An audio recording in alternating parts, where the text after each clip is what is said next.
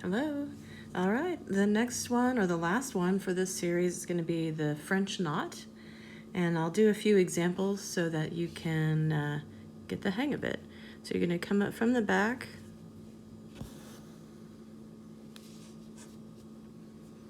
And then you're going to take your needle and the end of your thread here, and you're going to wrap it around a couple of times.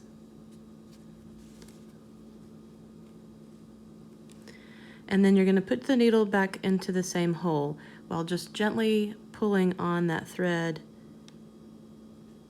so that you keep it together. And then you pull it through. And you want to be gentle with this. You don't want to pull it super tight.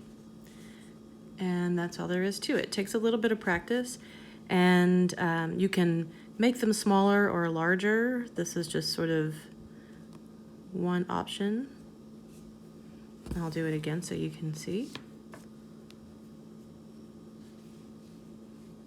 So I'm going to wrap that a couple of times and then put right back in that same hole and pull it through gently.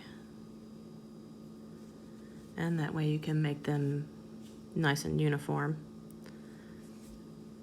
And we'll do a couple more.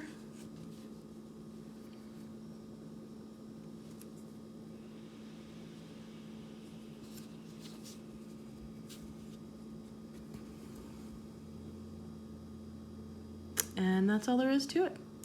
So that is a full sampler of embroidery stitches that we've gone through, and please share your projects if you've started anything or if you've tried out all these stitches. We'd love to see it, and stay tuned for lots more art series to come. Take care.